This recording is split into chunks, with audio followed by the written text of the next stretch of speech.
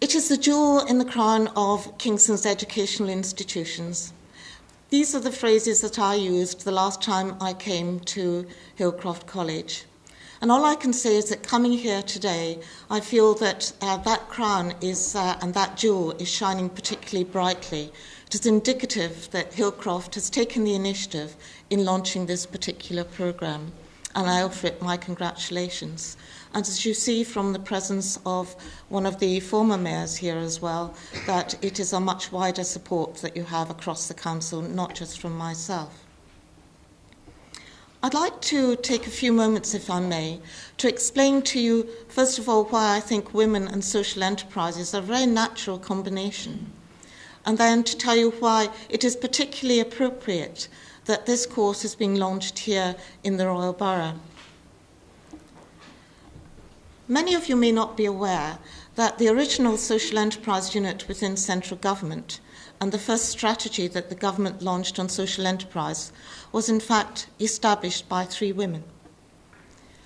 It was the initiative of the then Secretary of State for the then Department of Trade and Industry, terribly bureaucratic words I use, I'm afraid, and so that was Patricia Hewitt, was really the leading lady in this, on this initiative.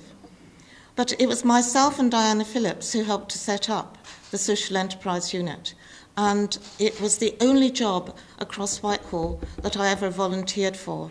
That old adage about never volunteer is particularly heard very loudly across Whitehall, as you can appreciate.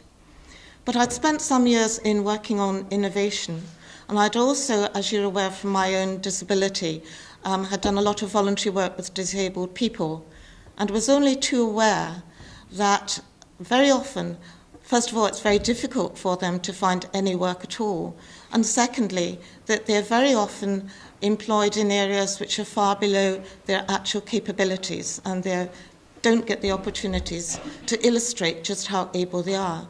And I think that the third reason is that anything that they do, people with a disability have to be particularly innovative. They have to find rather different ways round what we who don't have those of you who don't have a disability do without really thinking about.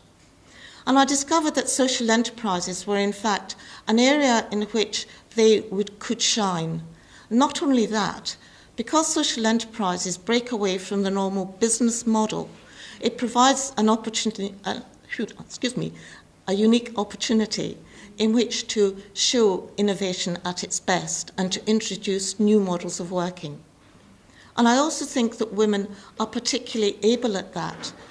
It's an old adage that we know how to multitask and that men don't. And with due apologies to those men who are present, who fortunately I can't see, and therefore I don't know whether they're screwing their faces or walking out of the room. I do think it's true. We very often have to balance to a greater extent than men the demands of career, children, and other caring responsibilities very often. So it strikes me that women have a natural role to play within a social enterprise, given the different demands that it makes on one. One of the other things I discovered, if I may just share some of my experiences with you, is that I met some amazing women when I was talking about and looking at and writing about social enterprises in the first years in which the social enterprise unit was established. There was one that particularly impressed me, and she was a lady who who lived in Cumbria in an isolated village, and she'd had a child and she really needed to go back to work. And her neighbour also was in a similar situation, so they started babysitting for one another, looking after one another's child so each could have a part-time job.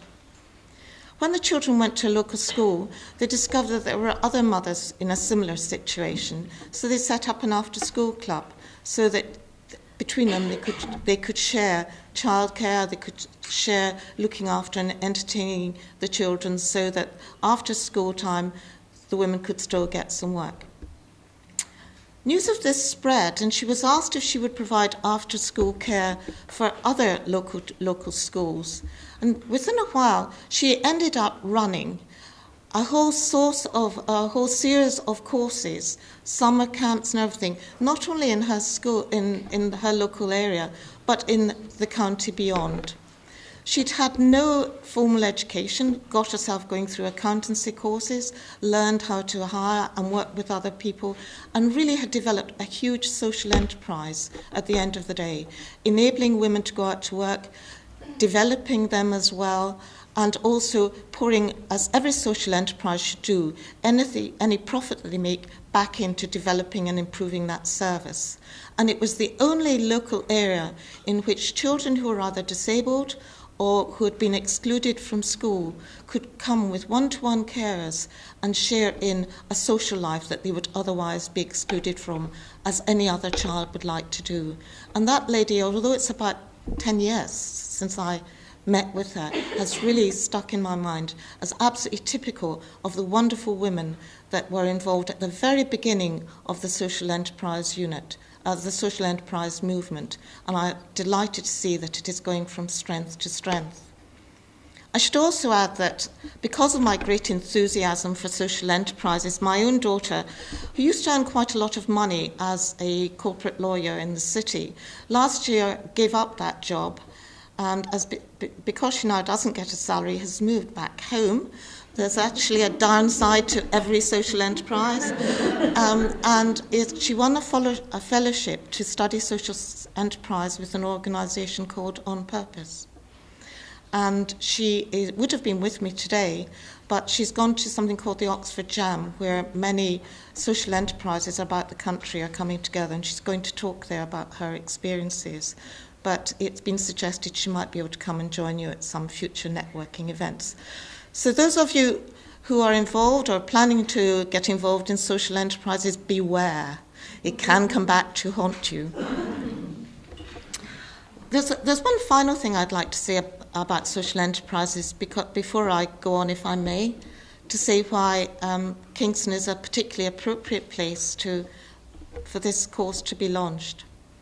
And that is, social enterprises are sometimes described as not-for-profit organisations.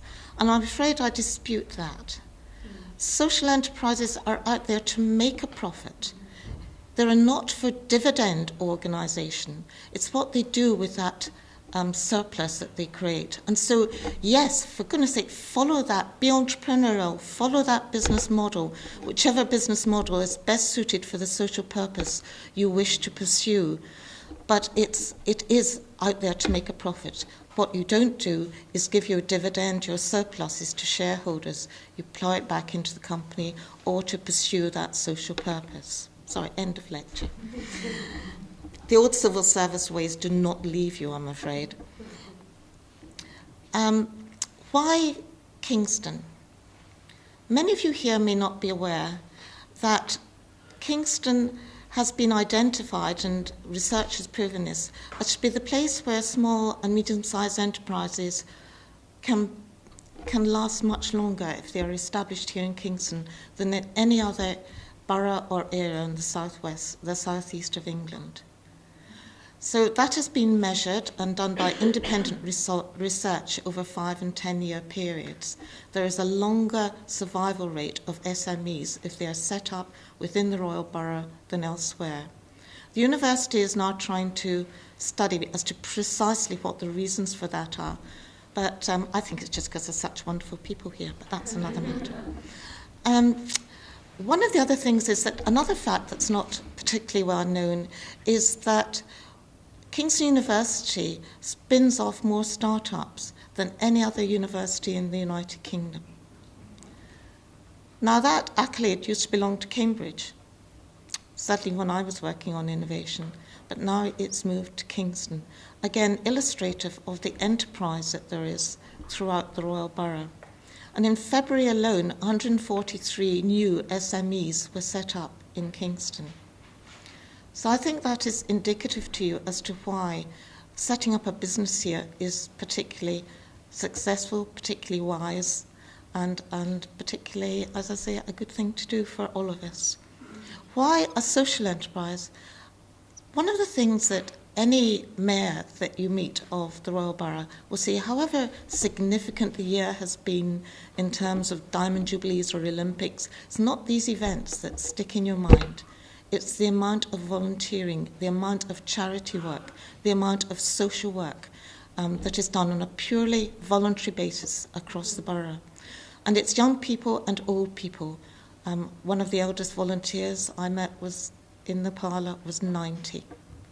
So there is something in the DNA of the people in this borough where they live, work, play, study here, which makes them deeply involved in having a social conscience. And therefore I just conclude by saying, in a totally unbiased way, of course, that Kingston is the best place in which an initiative like this, social enterprises, could be established. And I offer Melody and everybody involved every good wish for the future. Thank you.